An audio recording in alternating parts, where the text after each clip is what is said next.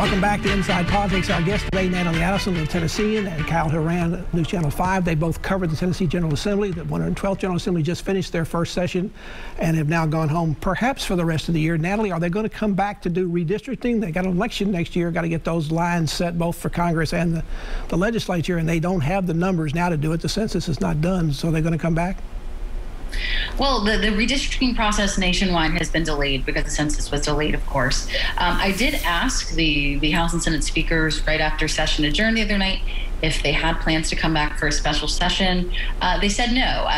They said they didn't have any plans at this point to do that. There certainly will be lots of map drawing going on among the Republicans over the summer.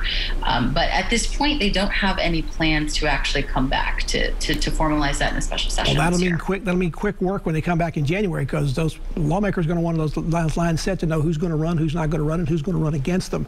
Kyle, in that regard, in the waning hours of the legislature's passed themselves something of a pay raise, at least a benefits increase of about $3,000. Are they going to get themselves some potential opposition, both in the primary and even the general election, about that? If they have anybody that's going to be challenging them and they give themselves a pay raise, it's certainly something that those challengers could look at. But if you look at what the compensation is for any of the lawmakers up there, it's really not that high compared to a lot of other states, really like middle of the pack. Nationwide, especially for part-time legislatures like we have. Opponents are going to try to find anything, and there's lots of important issues that people are more emotional about, especially that have been talked about this year if they're looking for challenges. Natalie, from the beginning of the year, there's been something of a cloud of scandal over this legislature. There was an FBI raid on the Hill and on some lawmakers' homes right before the session began back in January. It's an ongoing investigation the FBI seems to have concerning campaign finance activities of several legislators. What's the latest on that? Anything about to happen in that area, or is it still just ongoing?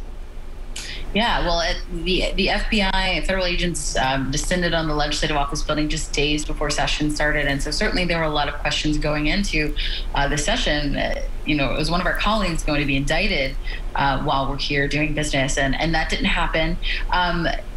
The federal grand jury wasn't meeting for much of that time because of COVID. And so there's been this thought that maybe once that, is getting back going again, as the court system is reopening due to the pandemic, improving, that maybe after session there could be indictments if that's what federal prosecutors decide to do. At this point, it's a lot of hurry up and wait, like a lot of things at the legislature. But the latest is that no charges have been filed yet. Okay, Kyle, it didn't seem to be a session of the General Assembly unless they passed a lot of pro-gun bills. They always do. The biggest one this session seemed to be the one that the governor supported, to allow a handgun to be carried concealed or open without any permit or training by the state. For years, state lawmakers used to brag about the fact that they had this training program and they had this need for a permit. Now suddenly they're fine for constitutional carry. What changed? Well, it's just a very conservative state now, and with the conservative governor like Bill Lee pushing this, they just want there to be very little restrictions on guns. And this was one of those bills where they were just trying to go as far as they could, I believe, into allowing people to have permitless carry, which is what they call it. And I mean, interestingly enough, the state is actually being sued by a gun group because they don't think it goes far enough.